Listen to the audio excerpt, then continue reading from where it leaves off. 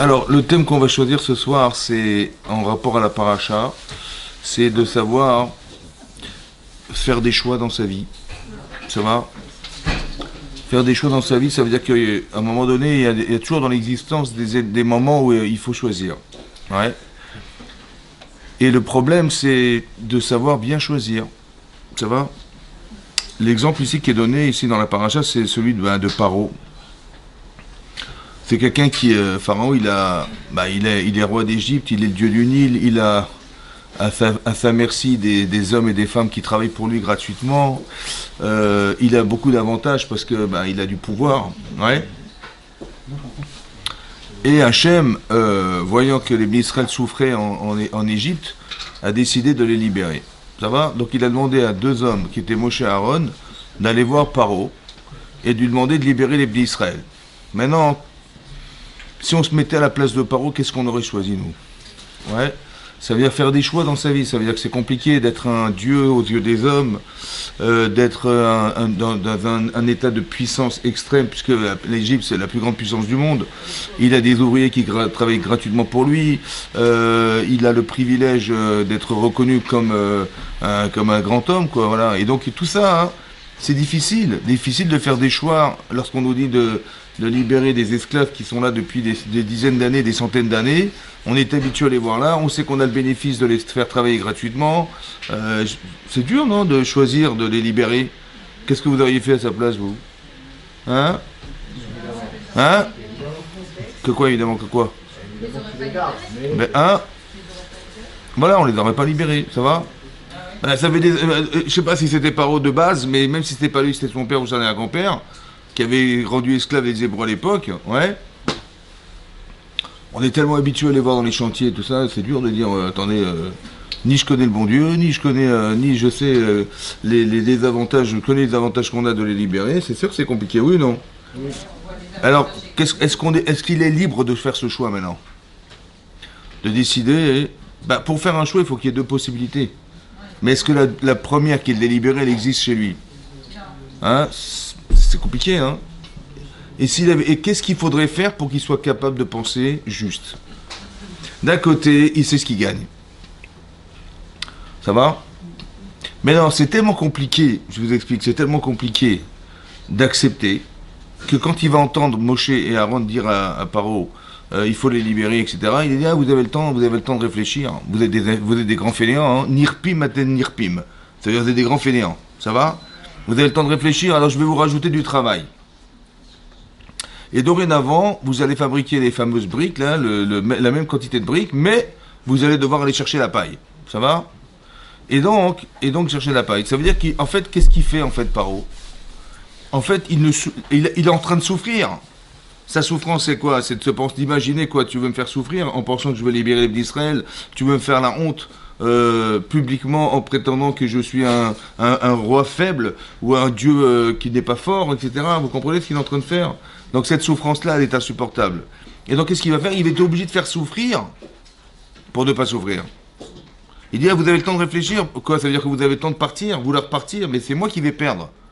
Et pour ne pas souffrir à l'idée qu'ils vont partir, je vais vous rajouter du travail. Ça, c'est la démarche du rachat. Ouais, que plutôt que de les libérer, mais d'être en souffrance pour la liberté des autres, ils préfèrent faire souffrir pour ne pas souffrir. Vous avez compris la différence? Par exemple, Moshe Rabbeinu, quand il va entendre, il va savoir qu'il est un hébreu et il va voir ses frères en train de souffrir, en train de fabriquer des briques ou de construire des pyramides, il va être en souffrance de les voir souffrir, il va descendre vers eux, il va pleurer, il va dire j'aurais voulu mourir pour vous, comme ça dit le Midrash. Pour vous libérer, pour vous soulager. Ça veut dire qu'il est prêt à se souffrir pour ne pas faire souffrir. Vous avez compris? Ou libérer des gens. Lui, il est prêt à mourir pour les autres. Comme il s'appelle, que Myriam et Yochebed, on leur propose de tuer les enfants qui vont naître, elles sont prêtes à mourir pour ne pas que ces enfants meurent. La différence entre un tzaddik, un homme juste ou une femme juste, et un rachat, c'est ça la différence. C'est que vous voyez déjà dans l'attitude que quelqu'un qui est prêt à nous faire souffrir pour ne pas souffrir, parce qu'il a plus à perdre de nous libérer qu'il a à gagner de nous libérer, alors il va nous accabler, il va nous écraser, il va vouloir nous détruire, nous exterminer. D'accord? Voilà ce qui se passe. Et donc ça, c'est la démarche du rachat. Le tzaddik, c'est l'inverse. C'est quoi le problème en vérité de Paro? Oui. Où est-ce qu'il y a un dysfonctionnement dans sa tête? Le dysfonctionnement, c'est le suivant. Ben, si on apprend, Chazvé Shalom, quelqu'un qui a été pris en, je sais pas, par les FARC en Colombie, il a été pris en captivité. Ça va? Et on réclame une rançon. C'est bon? Qu'est-ce qu'on fait, nous? Mitzvah. Il y a une mitzvah de payer, c'est-à-dire ça s'appelle Pidyon Jouim, de payer des gens qui sont pris en captivité. Mitzvah de payer. Or, si on dépense de l'argent pour libérer des gens, ça veut dire clairement que l'argent est tributaire de la liberté. C'est-à-dire que la liberté est plus importante que tout. Et ça se paye, ça. Ouais, tu vas les payer. Voilà. Ça, c'est ce qu'on considère. Que le pouvoir que représente l'argent est tributaire de la liberté des autres. C'est ça, oui. Puisqu'on est prêt à perdre de l'argent pour libérer des gens. Alors que chez Paro, c'est l'inverse.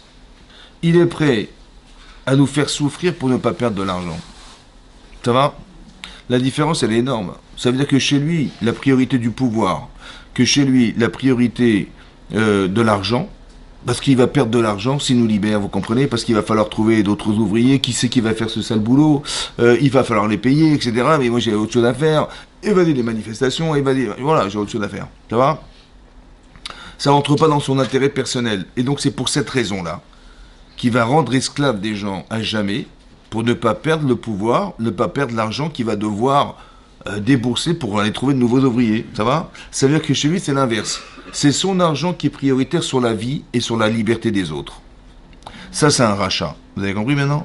Ça veut dire que c'est clair que qu'est-ce qu'il aurait fallu faire pour qu'il arrive à faire teshuva, ce monsieur-là? Hein? Chazak ou Baruch. Alors, qu'est-ce qu'il aurait dû penser pour faire teshuva? C'est quoi la teshuva? Ce serait quoi la faire teshuva? Qu'est-ce qu'il aurait dû comprendre pour dire, waouh, qu'est-ce que je suis bête? Hein? Comment? Qu'est-ce qu'il aurait dû penser pour faire teshuva? De se mettre à la place de C'est-à-dire de se dire quoi? Oui, c'est vrai. D'être esclave lui-même, quoi, genre. Non, j'ai pas dit ça. J'ai dit qu'est-ce qu'il aurait dû comprendre? Il aurait dû dire, mais c'est sûr que l'argent n'est pas tributaire de la vie des autres. C'est ça la teshuva. La teshuva, c'est d'avoir compris. Ouais. Ça va? La teshuva, c'est pas se dire, ah ouais, il faut que je les libère, hein, c'est pas bien. Mais pourquoi c'est pas bien? Lui, il pense que c'est bien. Et comme tu nous avais dit une fois sur ce paracha, Ouais. que si on lui dit, ben, tu prends ta mère et tu la mets Oui. à la place. Ça, c'est la sensibilité. Mais ça, il n'a pas forcément compris. Comprendre, c'est de se dire, ce que j'ai fait jusqu'à présent, c'est d'avoir écrasé des gens, ouais, pour les exterminer parce que j'avais peur que ça se multiplie. Et même s'ils vont ils vont se multiplier et c'est dans mon désavantage, je vais les faire travailler pour moi. Je vais profiter du nombre. Mais gratuitement. Vous avez compris ce qui se passe? Donc il est dans l'exploitation de l'homme. Au prix de quoi? De toute façon, qu'il ait perdu ou qu'il ait perdu pas, de toute façon, c'est pas grave. Si je gagne de l'argent sur l'autre dos, c'est super. Et s'il meurt, ça me dérange pas. Vous avez compris ce qui se passe? Pourquoi ça me dérange pas? Parce que j'ai peur qu'ils m'envahissent. Donc soit je les élimine physiquement, donc ou je casse la natalité, ouais, en tuant les garçons, soit eh ben, ils vont travailler pour moi. Ça va? Et s'ils meurent, bah, tant mieux. Et si je gagne de l'argent sur leur dos, bah, tant mieux pour moi. Il est toujours gagnant. Mais il se fiche de l'homme. C'est-à-dire que la valeur humaine n'a pas de sens pour lui. Elle n'a pas de poids dans sa vie. C'est ça le problème.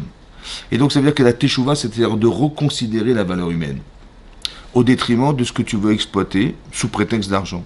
Tu mets l'argent sur la balance et tu mets la vie humaine, il a choisi l'argent. C'est ça le problème de faire des choix dans sa vie. Où est-ce que la vérité et où est-ce que le mensonge? Est-ce que la vérité, c'est de vouloir exploiter les gens au détriment de leur vie? Ou la vérité, c'est de laisser tomber tes intérêts personnels parce qu'ils doivent vivre. Vous avez compris? C'est ça, faire des choix. Pour faire des choix, il faut te construire. Pour faire des choix, il faut des connaissances. C'est-à-dire la connaissance des valeurs humaines, la connaissance des valeurs vraies. Et quand tu es confronté à une valeur vraie, une valeur fausse, tu peux dire non, ça c'est faux et ça c'est vrai. Mais quand tu n'as pas de valeur, il n'y a pas de choix à faire dans sa vie. Ça va? Il n'y a pas de choix, il n'a pas le choix. Vous avez compris? Pour lui, il n'y a pas de choix. Et bien dans ce cas-là, il n'y a pas de choix, donc il n'est même pas libre de faire des choix puisqu'il n'y en a pas. Vous avez compris? Ça, c'est le problème des gens qui ont du pouvoir. On a tous un pouvoir. Que ce soit un pouvoir économique, que ce soit un pouvoir familial, que ce soit un pouvoir... On a tous un pouvoir. Ouais, on est parents, etc. Ouais. Est-ce qu'on impose un pouvoir? Ou bien on arrive à comprendre quel sens a le pouvoir? Qu'est-ce que tu fais de ton pouvoir? De père, ton pouvoir de mari, ton pouvoir de femme, ton pouvoir de maman, ton pouvoir... C'est un pouvoir qu'on a. Ouais. Si tu as de l'argent, tu as encore plus de pouvoir. Si tu es chef d'entreprise, tu as encore d'autres pouvoirs, etc. Vous avez compris? Qu'est-ce qu'on fait de ça? C'est ça le sujet. D'accord? Ici, on voit qu'il est marqué dans la paracha. Je voulais ici, parce qu'il faut juste comprendre ici dans l'exemple qui est donné à la Torah, l'exemple des Makot. Il y a eu des plaies d'Égypte. Il y a eu 10 plaies d'Égypte. Il y en a eu 10. C'est marqué dans la Torah que à chaque fois qu'on a envoyé une plaie, Paro, il s'est endurci le cœur, c'est-à-dire qu'il s'est entêté à l'idée de conserver son pouvoir, ses intérêts personnels. Ça va? Veichabed et Tlebo, c'est lui qui s'endurcit le cœur. À 5 reprises, c'est répété dans la Torah que lui, Paro, il s'est entêté. Ouais. Une fois, quand il y a eu Dam, ça veut dire la plaie du sang dans le Nil, Tzvardéa, les grenouilles, Kinim, les poux. Ouais, donc, on lui a dit, les Khartoumé Paro, c'est-à-dire les sorciers de Paro. Ouais. Ils ont dit, mais ça, nous, on ne sait pas faire ça. D'envoyer des poux partout, on ne sait pas faire. Donc ils ont dit, mais ça c'est Dieu ça. Etzba Elokimi. C'est un pouvoir qui est au-dessus des normes.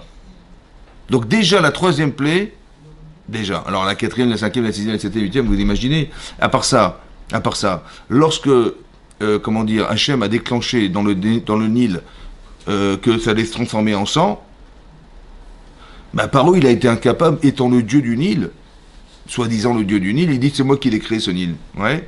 Et il était incapable de remettre de l'eau dans le Nil, c'est-à-dire de transformer ce sang en eau. Il a été incapable. Donc on voit bien qu'il n'a pas pu. Quand il y a eu la plaie des grenouilles, ouais, il a dit, dites à votre Dieu de me débarrasser des grenouilles. Donc il est dans l'incapacité de nous débarrasser des grenouilles, etc., etc. Vous avez compris que, en fait, qu'est-ce que fait Akadosh Baruch Hu à ce niveau-là? C'est ça qu'il faut comprendre. Quel intérêt il a à faire Hachem d'une chose pareille? On a une question. Hachem, pourquoi il envoie des plaies en Égypte? Quel intérêt il a, Moshe Hachem, d'envoyer des plaies en Égypte? C'est ça qu'il faut se poser. Quel est l'intérêt du Hanesh, c'est-à-dire le fait d'être affligé, le fait d'être, entre guillemets, humilié par le fait des plaies d'Égypte? Qu'est-ce qu'il veut faire Hachem avec ça? Ça va? C'est ça? C'est clair. Alors, Rachid nous explique. Il y a marqué comme ça. Hachem, il dit à Moshe Rabbeinu, au début de la paracha, Vani Akshet Lev Paro. Il dit, j'endurcirai au futur. Ça veut dire qu'il n'a pas endurci le cœur de Paro tout de suite. Il a endurci au bout de 5 plaies d'Égypte. Après les 5, la 6e, 7e, 8e, 9e, 10e, c'est là qu'Hachem il a endurci le cœur de Paro. Il dit, Vani Akshet Lev Paro, j'endurcirai au futur le cœur de Paro. Ve'ir Beti Tototai, et je multiplierai mes signes. Ve'et Moftai, et mes miracles. Bechol, Beretz Misraim, au pays d'Égypte. Quel intérêt Hachem il a d'endurcir? C'est quoi endurcir le cœur de Paro? Ça veut dire quoi? Hein? Comment ça veut dire quoi endurcir le cœur? Qu'est-ce que veut dire ça? C'est la conséquence, on va dire qu'il n'est pas pitié. Mais qu'est-ce que veut dire endurcir? Hein? Comment? C'est ça. Donc il a un choix ou pas? Il ne pourra plus choisir. Maintenant, est-ce que quelqu'un qui ne peut pas choisir peut être condamné? Ben non. Il peut ou pas? Il ne peut plus choisir. Donc est-ce qu'il est responsable de ses choix puisqu'il ne peut pas choisir? Non. Donc qu'est-ce que veut dire pourquoi alors il a été condamné par où? Parce que Dieu l'a empêché de choisir. Ça va? Deuxième question. Est-ce que c'est pas honteux de l'endurcir, de l'empêcher de faire des choix? Est-ce que Hachem il n'a pas d'autre pouvoir que de l'empêcher de faire des choix? Il peut garder son choix. Mais Hachem il se débrouille avec lui, il n'y a pas de problème. Ouais. Pourquoi Hachem il est obligé de lui endurcir le cœur pour essayer de vaincre cet homme? C'est bizarre. C'est rabaissant pour Hachem d'être obligé de le ficeler, hein, pour qu'il puisse pas choisir et pour le battre. C'est bizarre, non? Très bien. Alors on va essayer de réfléchir à ça. Donc c'est pas possible qu'il puisse être condamné alors qu'il n'a pas le choix. Et 2, quel intérêt il avait de l'empêcher de faire ce choix? Ça va? Rachid nous explique. Vani Akshe, il y a marqué j'endurcirai. Rachid expliquait au nom du Midrash. C'est marqué Me'achar shirshia ve'itris kenegi. Après qu'il ait une attitude de rachat, ce paro-là. Ouais, rachat. Pourquoi? Parce qu'au lieu de libérer Israël, au lieu d'avoir pitié d'eux, il a pitié de lui. Ça va, c'est un rachat. Et donc il va leur rajouter du travail, il va les affliger, les exterminer, les faire travailler à mort, ouais, pour exploiter leur force de travail. C'est un rachat, ce bonhomme. Ça va? Irshia, il était devenu rachat. Il dit Galou il est fanaï. Bi Hachem, il est clair devant moi. She'en nachatruach beumot ovde kochavim. Il n'y a pas de nachatruach, il n'y a pas de satisfaction, de contentement. Beumot parmi les nations ovde kochavim, des gens qui adorent les étoiles, donc des idolâtres. La tête lève Shalem la chauve. La tête lève Shalem la chauve. Ça se traduit, la tête lève, d'avoir conscience. Shalem, entièrement, la chouve de faire teshuva. La teshuva, c'est de remettre en cause shlema, entièrement. Ça va? Ils feront pas teshuva chez les mains. Ça veut dire, ils vont pas faire une vraie teshuva, ces gens-là. Et je vois qu'ils vont pas faire teshuva chez les mains. Ça va? Donc, si tu envoies des plaies pour qu'ils fassent teshuva et qu'ils vont pas faire teshuva chez les mains, ça sert à quelque chose de continuer les plaies? Ça sert? Non. Il dit, ben, je vais quand même continuer. Ah bon, pourquoi? Il dit, Tov li shit kashelivo. C'est pas grave, je vais l'empêcher de faire ce choix. Pourquoi faire? Les man arbot au totai, afin de multiplier mes clés. Je vais lui envoyer une plaie. Il va dire, non, non, je les garde. Ok, je continue. Encore une plaie, encore une plaie. Mais j'ai fait exprès de lui endurcir le cœur pour qu'il dise non. C'est-à-dire quoi, non? C'est-à-dire que je ne peux pas les renvoyer. Et comme ça, je vais rajouter des plaies. Pourquoi faire? Il dit comme ça, hein, que Takiru et Gvorati. Pour lui, en vérité, ça ne sert à rien. Et en vérité, dans son intérêt personnel, il valait mieux pas lui envoyer des plaies. Parce qu'il ne peut plus choisir, ça ne sert à rien. Par contre, ce que je vais faire, c'est lui en dire sur le cœur, pour que vous puissiez voir ma force. C'est-à-dire voir la justice. Vous savez quoi, il y a une justice dans ce monde. Il y a quelqu'un qui dirige ce monde. Ouais. Il est le juge de ce monde. Alors vous allez vous reconnaître. Ça veut dire qu'Hachem, il va lui empêcher de faire des choix. Pour lui-même, ça ne sert à rien d'envoyer des plaies. Mais je vais faire en sorte qu'il va refuser. Tu sais pourquoi? Comme ça, il va devenir un exemple de justice divine. Ça veut dire que son seul mérite à cet homme, puisqu'il ne fera pas de choix chez les mains, son seul mérite, c'est d'être un exemple de la justice d'Hachem. Je lui ai donné ce privilège. C'est ça qui est marqué dans Rashi. Ça va? Est-ce que vous voyez que ici, Paro c'est un goy. Ça va, c'est un goy. Est-ce que ça intéresse Hachem que les goyim fassent teshuva? Hein? Ça l'intéresse ou pas? Très bien, je recommence, Rashi. J'ai vu, dit Hachem, clairement, qu'il ne fera pas de teshuva shlema.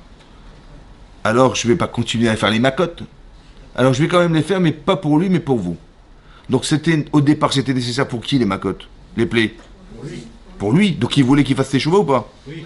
Donc Hachem, ça l'intéresse que les goyim fassent teshuva? C'était pour le peuple d'Israël aussi. Je répète sur un bateau. C'est bon, oui, bien sûr. Mais oui que oui, bien sûr que c'est oui. Marqué dans Rashi, marqué vertement dans Rashi qu'il voulait qu'il fasse teshuva Paro. Seulement ça n'a pas pu se faire. Pourquoi? Parce que monsieur il est têtu comme une mule. Et je vois qu'il ne fera pas teshuva chez les mains. Galouille les fanaï. Il est clair devant moi qu'il ne fera pas teshuva chez les mains. C'est-à-dire une teshuva complète. Alors ça sert à quoi que je continue les plaies? Alors t'as raison, pour lui ça sert à rien. Parce que je vais envoyer, ça changera rien. Ça va? Alors je vais le faire pour vous. Pour vous qui êtes lucide, je vais vous montrer que j'ai une justice dans ce monde-là. Voilà ce qui est marqué dans Rashi. C'est marqué dans Rashi. Maintenant, qu'est-ce que veut dire faire une teshuva complète? Ou une teshuva incomplète? C'est quoi une teshuva incomplète? Ici, il ne va pas faire teshuva de façon complète. C'est quoi complète? Il regrette et il ne refait pas. Il regrette et... il ne recommence pas. Très bien, Chazak. C'est-à-dire que je vais lui envoyer les grenouilles, il va dire, débarrassez-moi de ça. On lui débarrasse les grenouilles, il dit, non, je vous garde. Alors on lui envoie la grêle, il dit, non, je vois des boules de glace qui tombent partout, là, partez, dire à votre Dieu de me débarrasser de ça. On lui enlève les grêles, il dit, non, je vous garde. Ça va? Mais non, il n'a pas fait teshuva chez les mains. Pourquoi Hachem il envoie du makot?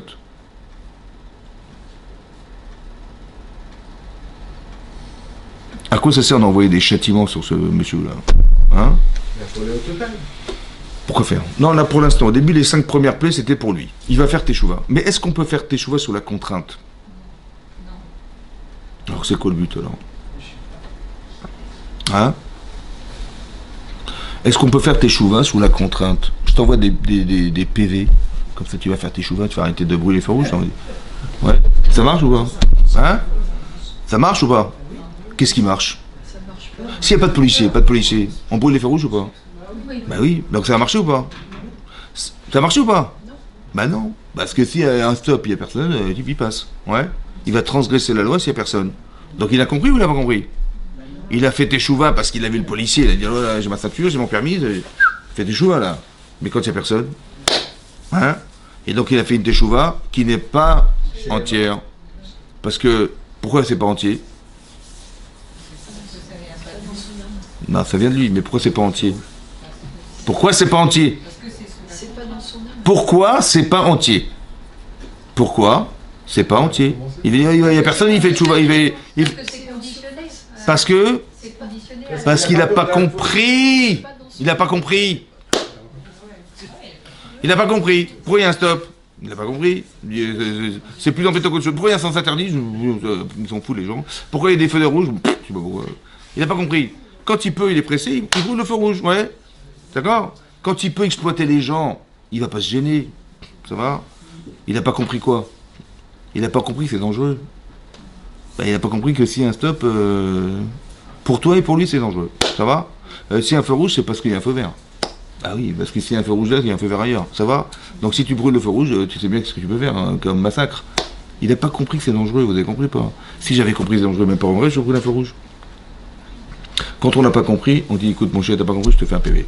Le PV, ici les macotes, ouais. Au départ, c'est pour empêcher la personne de faire, mais dans l'espoir qu'il va comprendre. A priori, quoi, c'est ça que ça veut dire. Un peu plus profond que ça. Pourquoi les gens s'entêtent? Pourquoi Paro il s'entête à ne pas nous libérer? Après, ça aurait été logique et humain de libérer des gens des esclaves, c'est l'humain, oui ou non? Pourquoi il s'entête à ne pas nous libérer? Hein? Il en a besoin. Ça va? Il gagne de l'argent sur notre dos parce que ça lui coûte rien.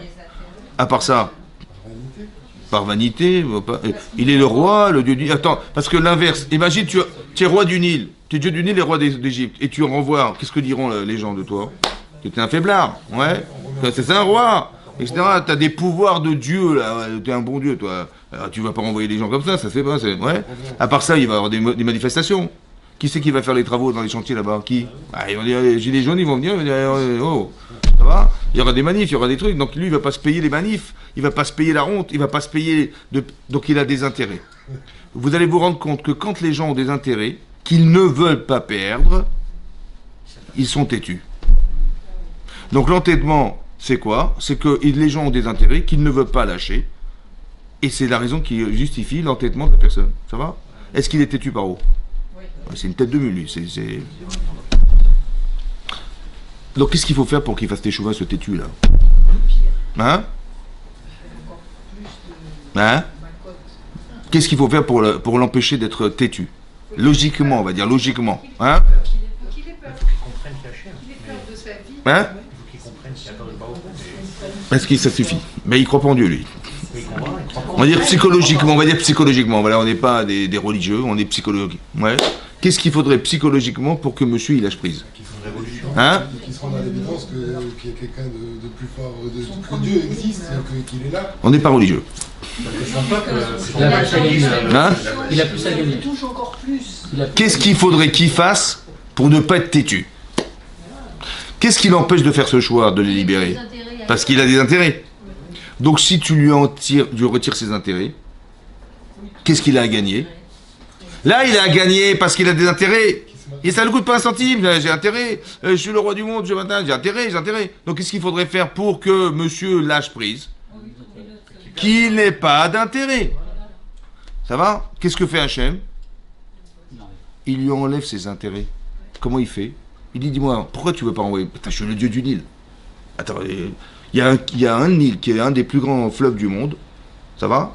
Les gens, ils pêchent dans ce Nil. Grâce à qui? C'est grâce à moi, c'est moi qui l'ai créé. Il est en crue. Tous les jours, il monte, il descend. Donc si les gens vivent, c'est grâce à qui? Parce qu'il y a des rives sur des centaines de... Je sais pas, 6000 km. 6 fois la France. 6 fois la France. Donc les types, les agriculteurs, ils plongent des carottes, des machins, ils vivent grâce à qui, ces gens-là? Dis-moi merci, c'est moi. C'est moi le dieu du Nil. Il n'y avait pas de Nil ici, c'est moi qui l'ai créé. Maintenant, qu'est-ce que fait Hachem? Il dit, écoute, il n'y a pas de problème, Khazak, Mazal Tov.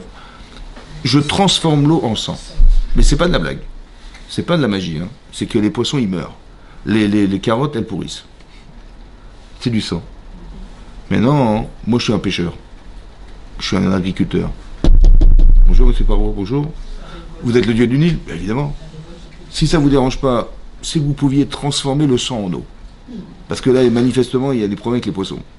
Ça va? Qu'est-ce qui va te répondre?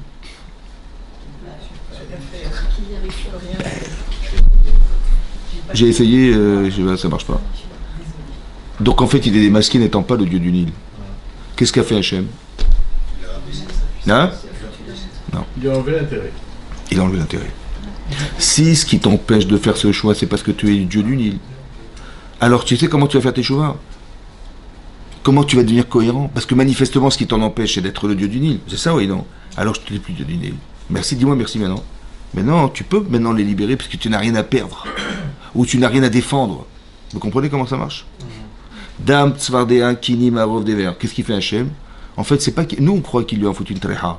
C'est pas ça. C'est plus profond que ça. Il est en train d'éliminer ce qui est le produit de son intérêt, qui va l'empêcher de faire le choix de les libérer.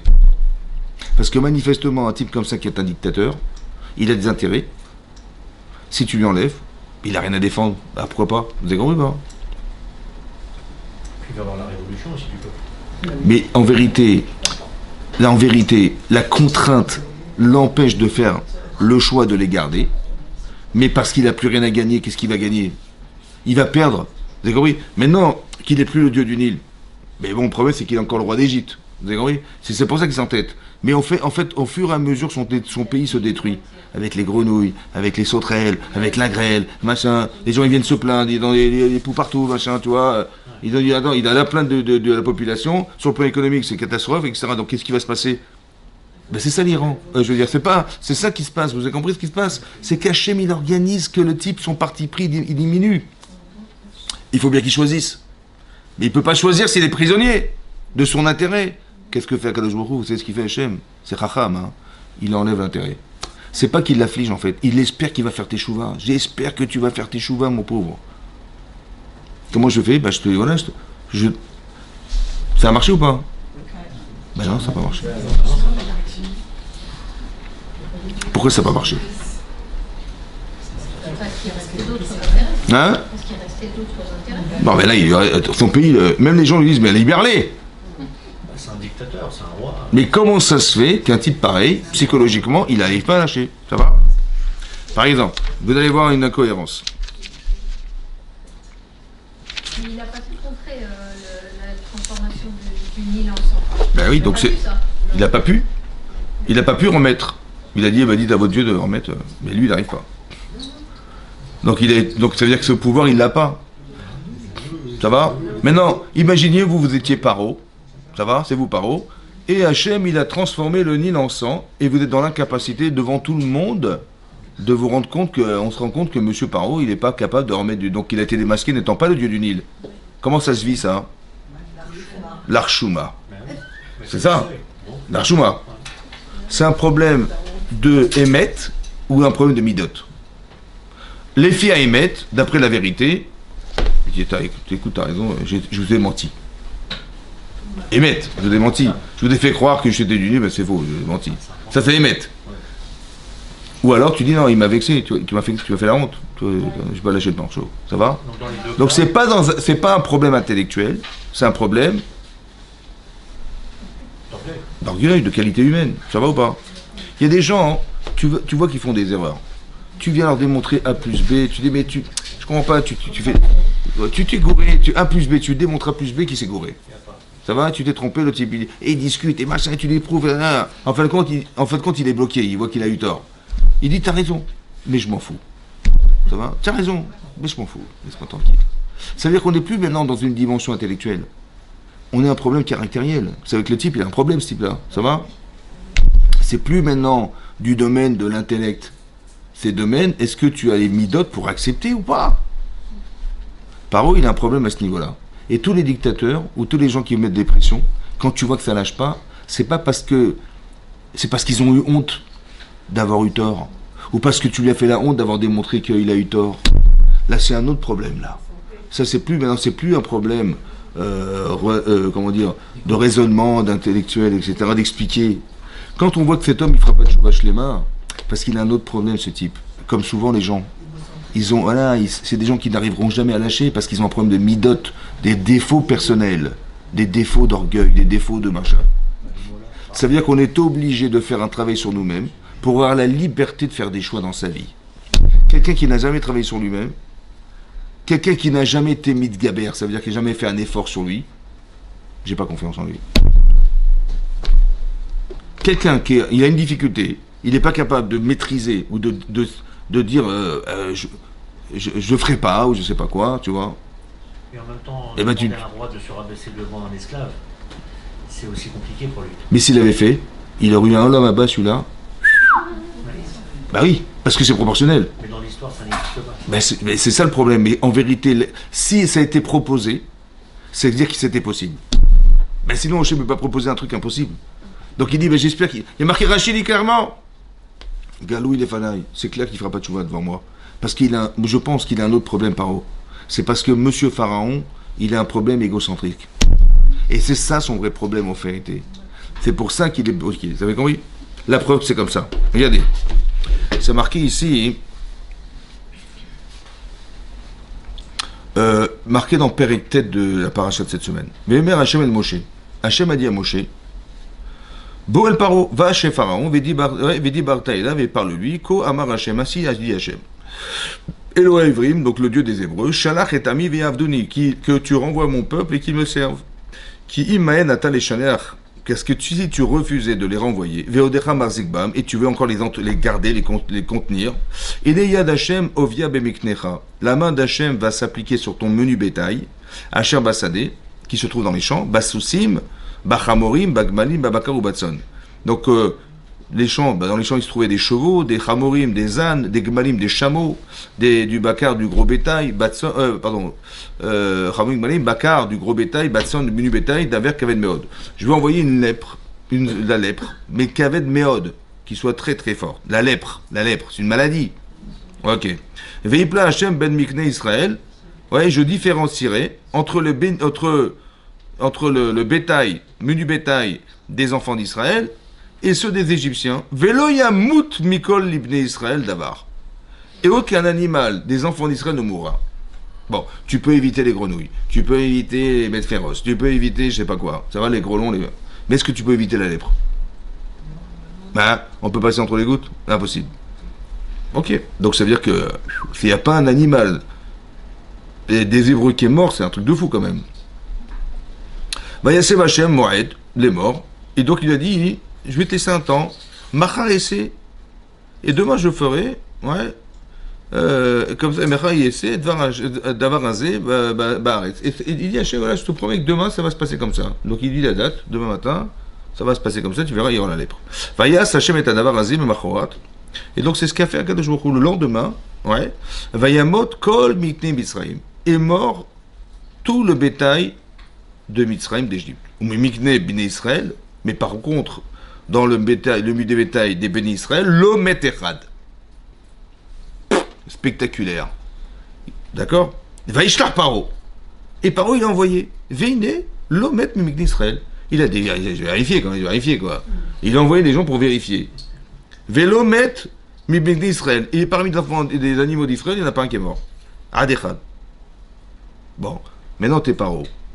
Tu dis, c'est une blague. Il n'y a pas un qui va mourir, c'est pas possible. Et il a demandé à vérifier. Et il s'avère que c'est vrai. Maintenant que tu vois ça, qu'est-ce que tu fais, toi? T'es Paro, qu'est-ce que tu fais? Tu dis, c'est trop fort, là. Ils vont éclater, là. Tu te dis, je baisse les bras. Ça va ou pas? Et là, il s'est entêté, il a dit, je n'en vois pas. Comment c'est possible? Attends, je t'ai démontré A plus B que tu t'es gouré. Il dit, c'est des magiciens, c'est des machins. On parle pas de magie, là, c'est impossible.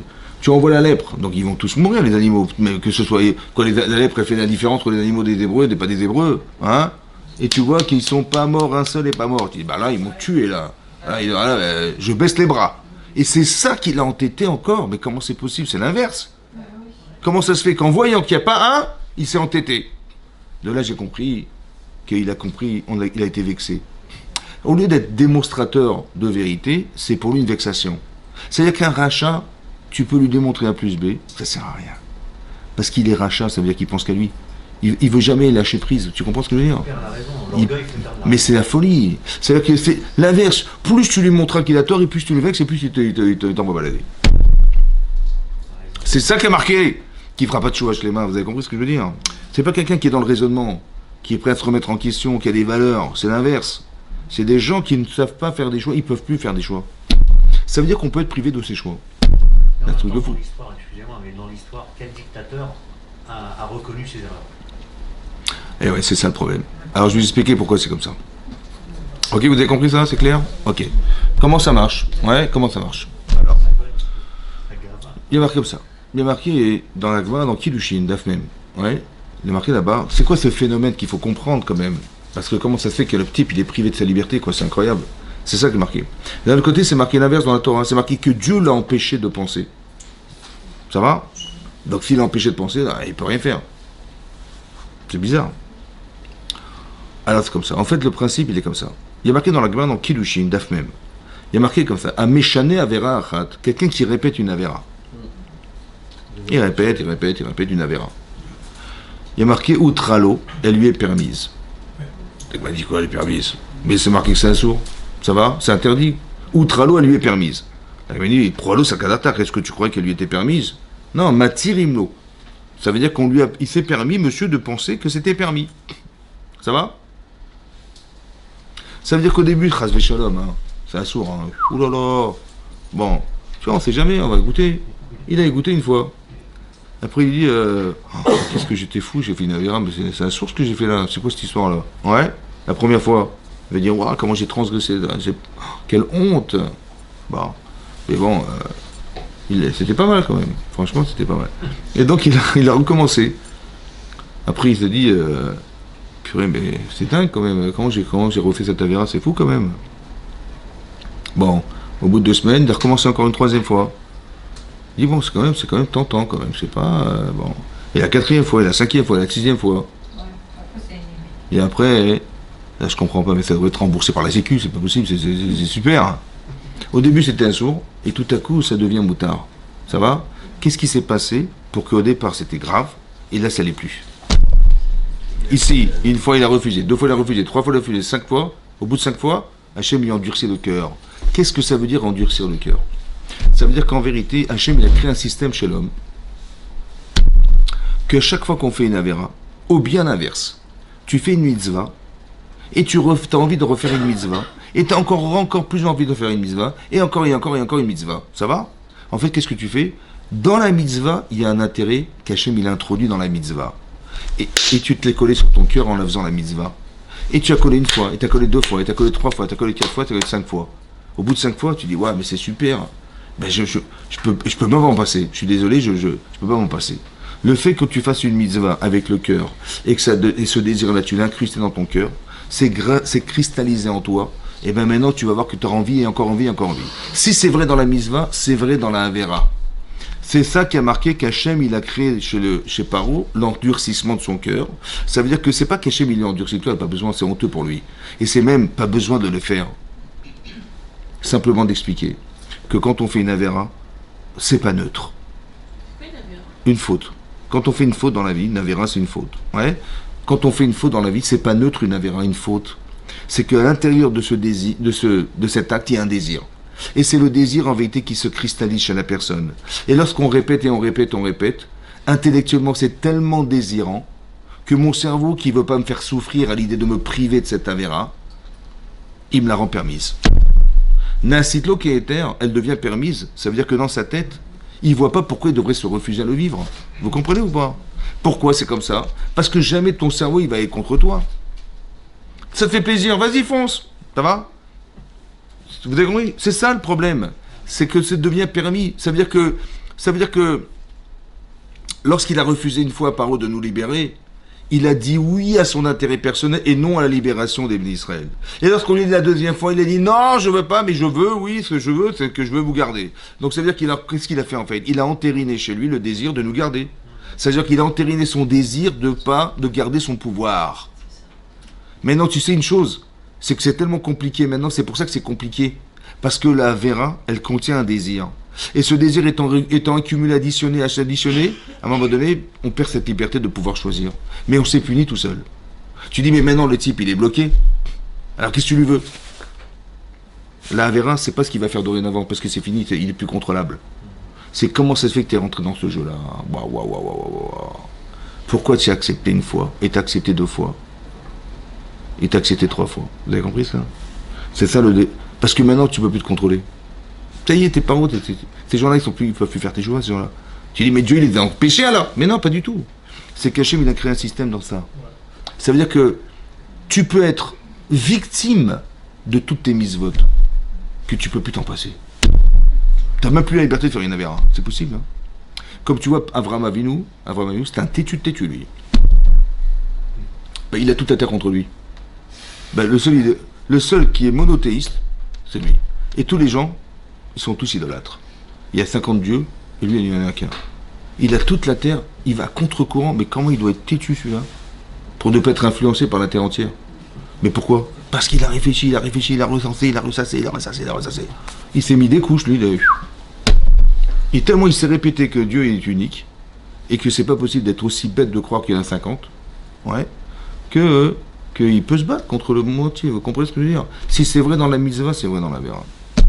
Ça veut dire qu'on peut, entre guillemets, perdre cette liberté de choix, parce que en vérité, le but de la vie, c'est quoi le but de la vie? C'est pas d'avoir le choix, en fait. Le but, c'est de plus l'avoir. De plus l'avoir, le choix. Quand on fait teshuva à Kippour, on dit c'est terminé, j'arrête. J'arrête quoi? Ben, j'arrête ce que je faisais. Mais en te refusant de faire cette avéra, tu t'es privé du choix de la faire. Ben, si tu veux devenir une sadéquette, ben, il faut que tu n'aies plus le choix, ma chérie. Si tu veux devenir un sadique, il faut que tu n'aies plus le choix de faire une avéra, on est d'accord ou pas? Si tu as réussi à le faire, ben, c'est super. Donc tu t'es privé de cette liberté. Mais c'est ça les mettre. D'avoir une liberté de choix, c'est un risque, parce que tu peux faire une avéra. Il y a la liberté de choix. Mais la véritable liberté, c'est de ne plus l'avoir. C'est que tu as compris ce que tu dois faire dans ta vie. Tu n'as plus le choix de te faire une avéra. Vous avez compris ce que je veux dire? C'est ça. Donc c'est pour ça que Hachem, il nous aide en faisant que quand tu fais une mitzvah, et t'en refais une autre, tu vas te priver d'en faire une avéra dorénavant. Tu mets des films, ça fait 25 ans. Tu vas pas les mettre demain matin? Bien sûr que tu vas les mettre. Ça va? Tu pries tous les jours à la tefila. Ça fait 50 ans que tu vas à la tefila. Tu vas arrêter de... Non, tu dis, ah, il sert à rien, il va dire, non, il va pas demain matin. J'ai toujours été... Tu fais Shabbat, t'as fait 50 ans. Tu vas dire, non, non, on va prendre la bagnole demain. On va aller à Deauville. Mais c'est même pas un rêve, tu vois.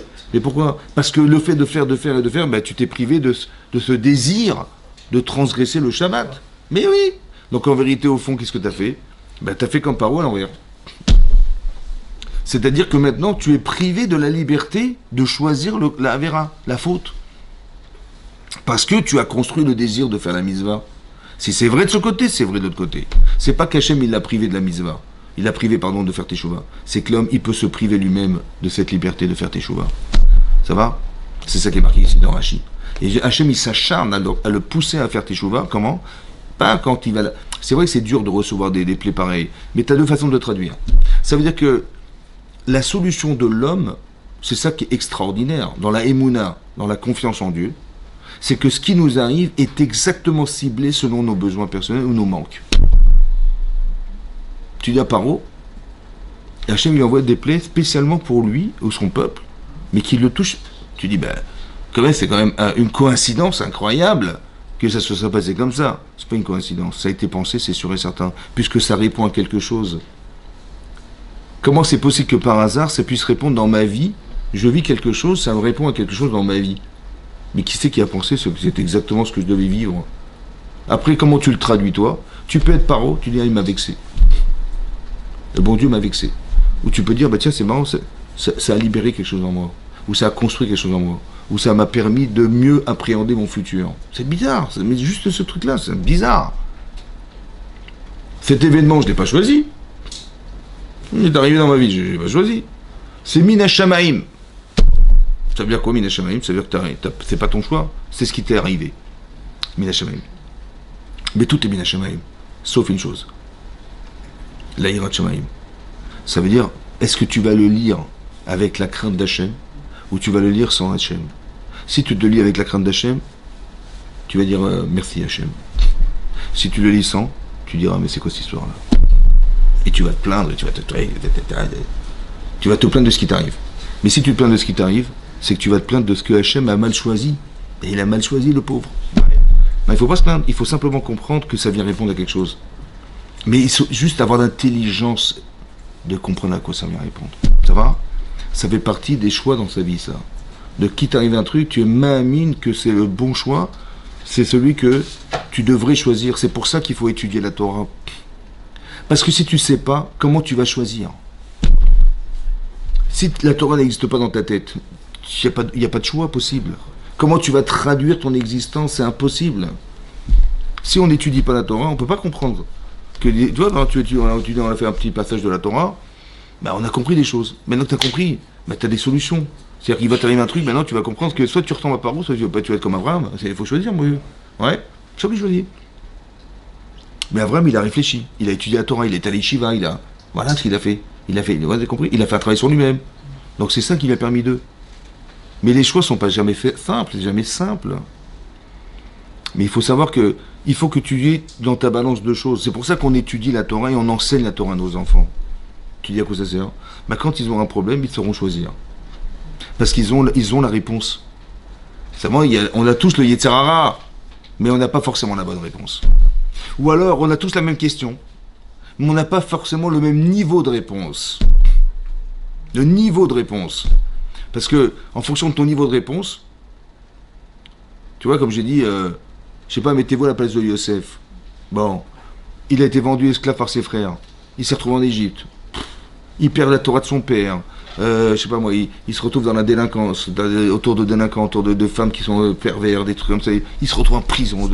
Il a une vie de fou, le pauvre. Ouais, à cause de qui? Bah, ses frères qui l'ont vendu esclave. Bon, il est devenu roi d'Égypte. Il attend qu'une chose, parce que de toute façon c'est la famine, hein, donc ils vont tous revenir en Égypte, il faut bien manger, d'accord? Donc ils vont venir, ses frères ou pas? Je les attends, ceux-là, je les attends. La Tachem, je vais leur mettre une tréha de folie. C'est un choix. On a la question c'est, et j'ai souffert quand même, hein, j'ai souffert. Qu'est-ce que je vais répondre à ça maintenant? C'est ça la Bechira. Bah tu dis, moi je vais me venger. Ça sourd. Je vais tenir aucune. Ça sourd. J'ai de la haine. Ça sourd. Qu'est-ce que tu fais alors? La Torah dit, tu peux pas. La haine, tu peux pas l'avoir. Merci. On te fait réfléchir. La haine, tu peux pas l'avoir. Alors qu'est-ce que je vais faire? La vengeance, non plus. La rancune, non plus. La haine, non plus. Qu'est-ce que tu veux faire? Ils ont fait quoi? Quoi, je veux un pigeon, ils m'ont fait ça, je veux pigeon. Il y a des gens qui disent, mais je vais les tuer, ces gens-là. C'est sourd. Alors qu'est-ce que tu fais alors? La bienveillance. Hein? La bienveillance. C'est pas. C'est le niveau de réponse il faut trouver une réponse. Mais c'est ton niveau de réponse qui va faire ton choix de demain. Alors réfléchis, qu'est-ce que tu vas faire? Alors j'ai étudié la Torah, j'étais Yosef, alors j'aurais fait quoi? J'ai appris dans la Torah que Yosef il a dit, c'était Mina Shamaïm. En vérité, vous avez pensé faire le mal. En vérité, je devais me retrouver en Égypte. Dommage que vous m'avez vendu. Voilà ce qu'il a répondu. Il a dit dommage. En vérité, je devais retrouver en Égypte parce que je devais vous nourrir, je devais être, je devais avoir une mission. En fait, je suis arrivé là. J'ai pas choisi, donc c'est Mina Shamaïm. Mais c'est dommage qu'on soit passé par une Avera. Vous avez compris ce qu'il a dit? Donc je vous en veux pas. Hein. C'est dommage que vous avez fait. J'ai plus pitié de vous que d'autres choses. C'est la réponse de Yosef, ça. Vous avez compris? Mais ça, c'est la réponse du Mahamin. Il n'a pas eu de haine, il n'a pas eu de vengeance, il n'a pas eu de machin. Vous avez compris la différence? On étudie la Torah pour avoir un semblant de réponse de ce qui peut nous arriver. Mais c'est de la chorma, ça. C'est la chorma, ça. Oui, bah. Il n'a pas dit je vais me venger. Juste que quand tu connais la Torah, tu sais ce que tu peux faire et tu sais ce que tu peux pas faire. Et en fonction de ce que tu peux pas faire, tu vas essayer de trouver qu'est-ce que tu peux faire. Et ben c'est ça qu'il a dit. Il a dit ma seule solution c'est de comprendre que j'ai rien choisi. Donc c'est Hachem qui m'a mis là. Ouais. Et puis en faisant la Mila, il a coupé court avec l'existence. Vous avez compris? Qu'est-ce qui m'a mis là? Voilà. Maintenant, c'est pour ça, vous avez compris, c'est pour ça qu'il faut avoir du bon sens dans la vie. Ça va? Parce que Paro, il n'en a pas. Vous avez compris? Ça, c'est une chose à comprendre. Vous avez compris ça? C'est clair? Ok. La deuxième chose à comprendre, c'est la suivante. Ici, on a expliqué que c'était dans l'intérêt d'eux. Mais non. Si Paro, il reçoit des boules de glace, des boulets, comme ça, des boules de glace. Sur la tête, c'est la grêle. C'était pas ça détruisait tout son palais, toute la ville, tout son pays, il était détruit par la grêle, c'était énorme. Bon, quand tu vois ça, tu peux garder les Israël en sachant que ton pays est en train de se détruire, là? Tu peux ou pas? Non. Maintenant, est-ce que tu as le choix de dire non, je garde? En voyant ça, tu as le choix de dire non? Non. Vous savez ce que veut Hachem? Il veut qu'il choisisse. Qu'est-ce qu'il fait? Endurcir son cœur, c'est une autre explication. Le Yetzer Hara, il te dit, mais attends, T'es le roi d'Égypte quand même, oh. T'es le dieu du Nil. Tu vas pas te laisser faire quand même. Vaïchazek et libo. Ça veut dire qu'est-ce que fait Hachem? Il augmente le volume du Yetzer. Parce que manifestement, pour choisir des biens Israël, il faut faire un choix. Ça veut dire que soit tu vas dire ah, j'ai pas le choix et je suis obligé de les renvoyer, ils vont envoyer des boulets de glace, là, c'est pas possible. Mais pour que tu choisisses et pas que tu sois obligé d'accepter, alors Hachem il dit je t'envoie les Yetzirara. Tu es le roi du Nil, le roi d'Égypte, tu es le dieu du Nil. Ouais, tu te rappelles ou pas? C'est ça le chizouk. Il renforce. Maintenant, qu'est-ce que tu choisis? Tu choisis de rester le roi ou tu choisis de les renvoyer? Donc quand Hachem il a endurci le cœur, c'est pas pour l'empêcher de faire un choix. C'est l'inverse. C'est pour lui permettre de faire un choix. Fais une toulala. Tu avec le Yetzirara, il est tov ou il est ra? Il est tov. Il est tov. Parce que c'est grâce à lui qu'il a fait ce choix. Parce que d'un côté, évidemment qu'il va les renvoyer. Mais est-ce que Hachem il veut qu'on fasse des choix sans avoir décidé? Jamais de ta vie. Ça va? Parce que sinon c'est pas toi. Quand tu dis j'étais obligé. Donc moi je voulais pas, hein, mais j'avais pas le choix. Alors donc c'est pas toi. Donc ce salaire on peut pas te le donner, et cet châtiment on peut pas te le donner, t'as pas pu choisir. C'était un casse-force majeur. Mais Dieu il veut pas de ça. Mais il est obligé d'un côté, parce que vu le niveau d'entêtement de M. Paro, il est obligé d'envoyer des boulets de canon, là, des boulets de glace, et d'un autre côté, il veut surtout pas que les boulets de glace, ça l'empêche de faire un choix. Donc il va lui rappeler qu'il est le roi. Il va lui rappeler qu'il est Dieu du Nil, vous avez compris? Qu'il va gagner un jour, etc., etc., vous avez compris? Ou tu vas pas te laisser faire. Quand vous entendez dans votre cœur qui vous dit tu vas pas te laisser faire quand même. Tu as vu comment elle te parle, comment il te parle. Oh, réagis, t'es pas un mouton, t'es pas. C'est l'Yetzer. En fait, on est en train d'augmenter l'Yetzer pour que tu choisisses. Qu'est-ce que tu choisis? Ta colère? Ou tu choisis de dire je vais réfléchir, laisse-moi réfléchir. Vous savez que le Rav Eliyahu Lopian, quand il s'est énervé contre son fils, il a fait une bêtise. J'attendais 3 jours, il a dit, avant de lui faire un reproche. Pourquoi? Pourquoi?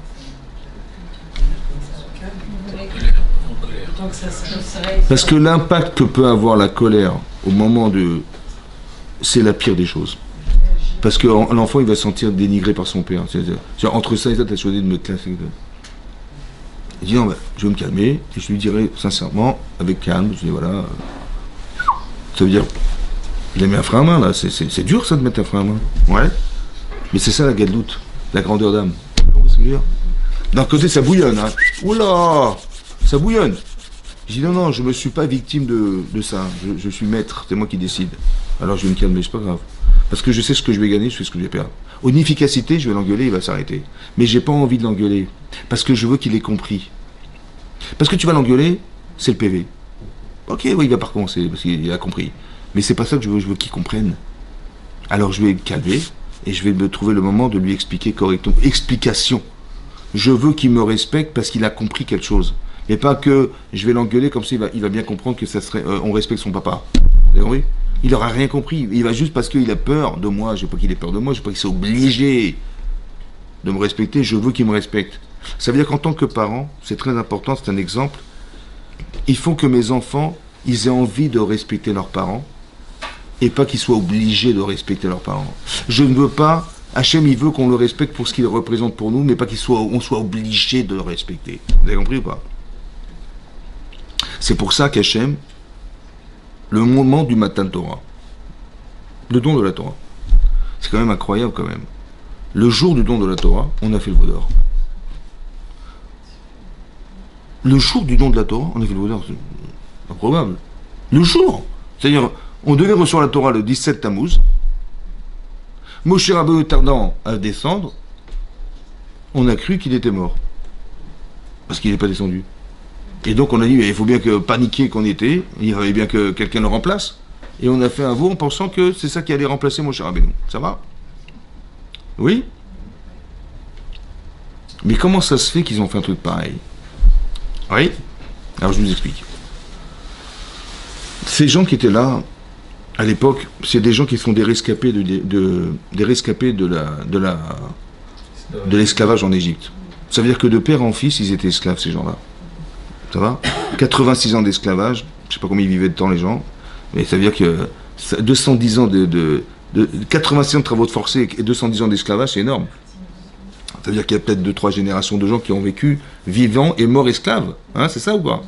Très bien. Un jour, on sonne du chauffard, c'est bon, vous pouvez sortir. Ah, super. Donc on est sorti d'Égypte. Grâce à qui? Grâce à Dieu. Grâce à Dieu. On arrive au bout d'une semaine devant la mer Rouge, et là on panique, là, parce que là c'était gravissime. Là, on voyait les Égyptiens arriver, et alors, comme des fous, on a crié vers Hachem, et la mer va s'ouvrir. Miraculeusement, elle s'ouvre. Waouh, on rentre dans le couloir, on court comme des fous, mais les Égyptiens, ils nous ont suivis. Hein. Et là, on crie vers Hachem, je t'en supplie, sauve-nous, sauve-nous. Et la mer, elle se renverse sur eux, ils ont été noyés, on a fait la Shira. Ça va? On rentre dans le désert, et la nonne, elle tombe du ciel, et les machins, les trucs de fou, quoi. Bon. Donc, on a été sauvés grâce à Dieu, on a été libérés des Égyptiens parce que la mer a été ouverte et on a pu traverser la mer Rouge. On a vu que nos pires ennemis ont disparu. On nous a nourris dans le désert. Il a plus de la manne. Il est dans tout ce qui est folie. Maintenant, Hachem, il vient vous voir. Il dit bon, les Hébreux, ça va, vous êtes bien? Écoute, j'ai un cadeau à vous proposer. Oui, d'accord. Lequel? Ben la Torah. Est-ce que vous acceptez ou vous refusez? Hein? Est-ce que vous dites on repasse demain? Ou vous acceptez la Torah? Mais est-ce que tu es obligé d'accepter? Hachem, il veut pas de ça. C'est pour ça qu'il a mis la montagne. Parce que c'est l'expression de ce que tu ressens, tu te sens obligé. Bah, qu'est-ce que tu vas dire non? Tu peux pas. Tu vas dire obligé de dire oui. Mais je veux pas que tu dises oui parce que tu es obligé. Parce que c'est pas toi. C'est ton obligation qui te pousse. Je veux que tu décides. Alors qu'est-ce qu'il fait Hachem? Il va augmenter l'Yetzara de Avodazara. Qu'est-ce que tu faisais hier? Ben j'étais idolâtre. On a traversé la mer Rouge, les types ils avaient des statues dans les poches là. En traversant la mer Rouge, ils avaient des petites statuettes là, les petites idoles là, dans la poche. C'était pas fini hein. Ok? Mais non, ça c'est mon passé ça. J'étais idolâtre dans mon passé. Hachem dit, tu sais quoi? On va recevoir la Torah, je vais te libérer. Seulement là, tu vas pas accepter la Torah parce que tu as nécessairement compris en quoi ça sert la Torah. Tu as fait parce que tu as... Qu'est-ce que je veux dire? Je vais pas dire on c'est honteux, je vais pas lui dire non. Je veux pas que tu te sentes obligé d'accepter la Torah. Alors qu'est-ce qu'il fait Hachem? Il te rappelle ton passé. Bon maintenant il est mort, on fait quoi alors? C'est quoi la solution? J'ai une question hein. Je sais pas quoi faire, il est mort, alors on fait quoi? Soit tu t'inspires de ton passé, et donc tu fais l'odeur. Toi tu dis écoute je sais pas. Je vais pas retourner dans mon passé comme c'était assourd. Alors qu'est-ce qu'on fait? Vous avez compris la question? Et on a choisi, on n'a pas choisi le futur en disant écoute je sais pas quoi faire, Dieu il pourvoira, je sais pas. On a dit je vais faire comme je savais faire. Ça veut dire qu'Hachem, on a choisi de faire le veau d'or. Vous avez compris la différence? On aurait dû dire je ne veux pas faire le veau d'or. Là ça aurait été un choix, j'aurais dit super, t'as accepté la Torah, t'as accepté à contrecarré, à contrario de ce que tu savais faire, que c'était interdit, ça va? Tu aurais dû choisir, ta volonté aurait été plus forte d'accepter la Torah que d'avoir accepté ton passé. Mais je dis, mais qu'est-ce que tu veux que je fasse? Moi je sais faire que ça, moi je sais faire que ça. Mais c'est ça que j'aurais voulu que tu sois capable de dire, je ne veux pas faire comme je savais faire. Il fallait être fort. Là, ça veut dire que la Torah nous dit clairement, ils ont fait ce choix, c'est le choix qu'ils ont fait. Mais qu'est-ce qu'il a fâché? Mais il a augmenté. Maintenant que je t'ai augmenté, alors qu'est-ce que tu choisis maintenant? Là, tu es plus obligé maintenant. Parce que tu as envie de faire Avodazara, et d'un côté, tu as envie de recevoir la Torah. C'est là, tu ne peux choisir que si tu as du Yetzer. Vous avez compris ou pas?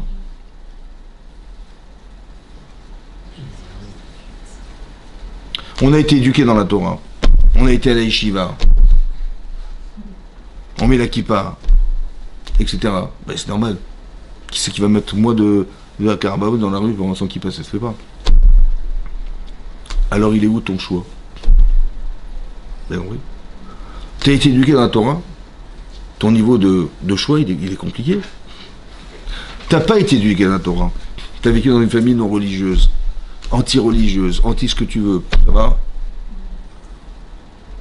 Ben, le choix de l'un n'est pas le choix de l'autre.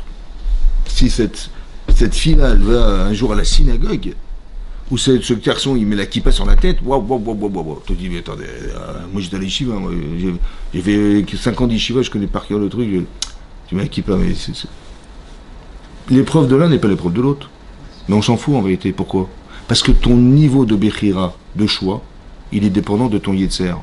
Le Yetzirah de monsieur qui a été à l'Yeshiva n'est pas celui de monsieur ou madame qui n'a pas été à l'Yeshiva. On s'en fout. Parce que c'est pas toi qui as décidé. On t'a fait parachuter dans cette famille.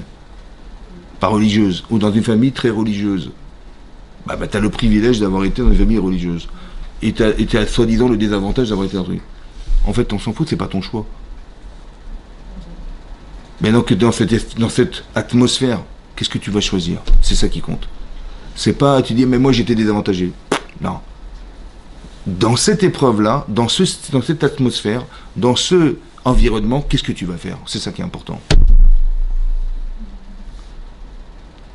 Vous avez vu que Rivka, son père c'est un rachat, Bethuel, son frère c'est un rachat, et sa famille, et comment dire, l'environnement, rachat.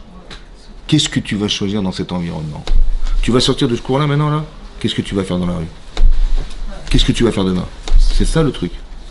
Maintenant, tu as écouté la Torah. Tu l'acceptes ou pas? Mais tu verras demain matin. Ouais. Ah, c'est toi qui choisis, mon vieux. Ça va? Mais c'est une chance! Ou c'est malheureusement je suis venu au cours? Ouais, parce que demain je vais faire une avéra et je vais être conscient. Mais oui, c'est ça le problème. C'est une chance. Bah oui, parce que maintenant tu dis, j'ai écouté le cours, ça m'a touché, demain je vais faire attention. Ouais. Ou dis non, ah purée, mais comment je vais m'en sortir maintenant? Ah, purée, je suis méside, là, je suis volontaire. Là. Mais oui, c'est ça le truc. C'est ça. C'est ça qui est marqué dans le Torah, c'est que maintenant, dorénavant, on aura un Yetzirah différent, évidemment. C'est comme le petit adolescent, tout à coup il se rebelle. Pourquoi il se rebelle adolescent? Parce que le Yetzirah, il dit voilà, tu commences tes mitzvot, on va s'amuser.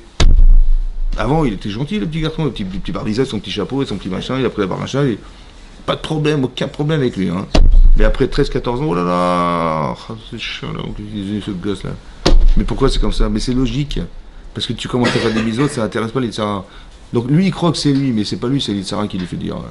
Laisse-moi tranquille avec tes histoires, et tu comprends rien. Mais... En fait, c'est pas lui, c'est les Yetzirah qui fait ça. Mais Hachem, il a augmenté un peu. Parce qu'avant, il a été éduqué, mais c'est pas lui, en fait. Maintenant, tu as été éduqué, super. Mais qu'est-ce que tu fais de ton éducation? Qu'est-ce que tu fais de la morale? Qu'est-ce que tu fais de tout ce qu'on t'a appris? C'est maintenant que tu vas choisir. Moi, je vais t'augmenter ton petit Yetzirah, hein, maintenant.